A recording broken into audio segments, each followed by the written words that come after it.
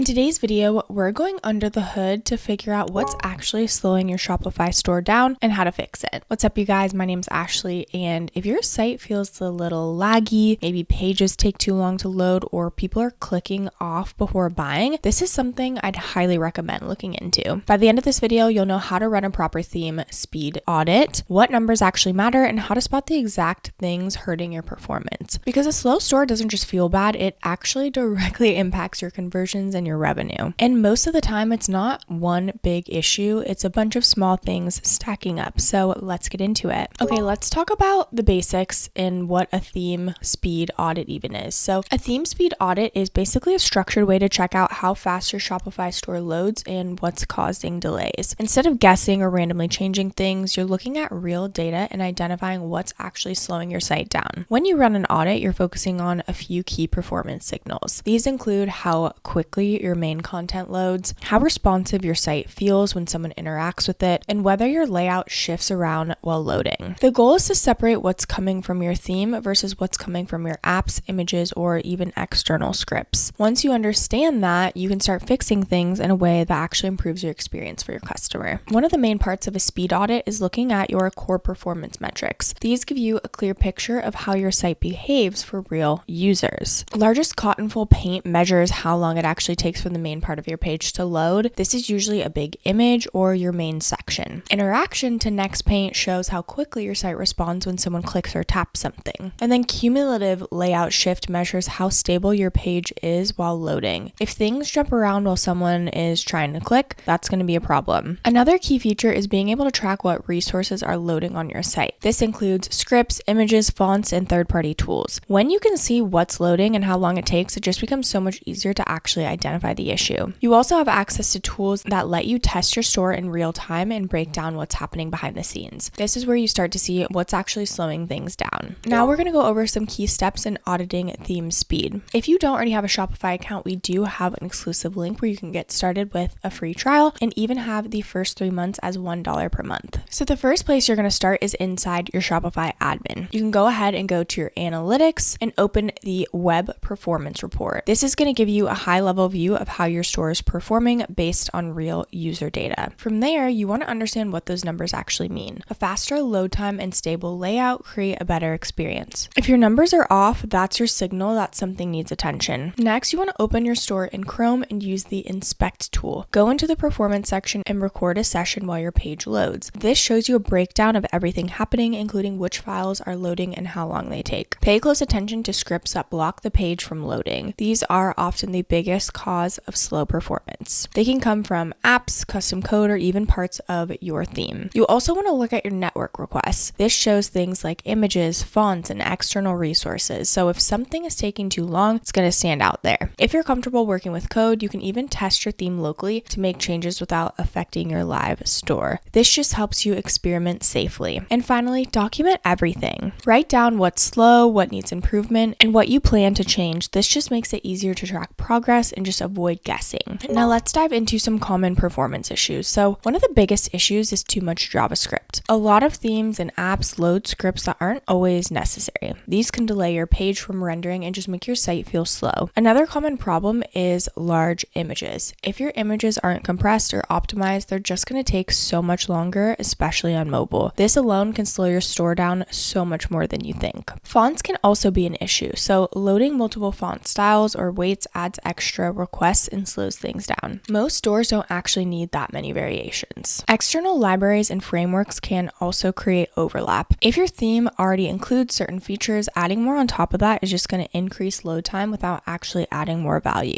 And then, of course, there are things like animations and video backgrounds. These might look nice, but they often come at the cost of speed. If they're not essential, they can usually be simplified. Now, when it comes to improving speed, the goal is to reduce what your site has to load. So start by cutting down on unnecessary scripts. If something isn't critical, remove it or delay it from loading right away. Images should also be optimized and only load when needed. This means using compressed formats and loading images as the user scrolls. Combining and minimizing files helps reduce the number of requests your site makes. Fewer requests usually means faster load times. Apps are another big factor. Every app adds code to your store, so if you're not using something, remove it. Keeping only what you need makes a noticeable difference. You can also prioritize prioritize what loads first. Making sure the most important content appears quickly improves how your site feels, even if everything else loads slightly later. Fonts should be simplified as much as possible. Use fewer styles and keep things consistent. It's just going to help reduce load time. And after every change, test again. Small improvements do add up, but you need to measure them to know what's actually working.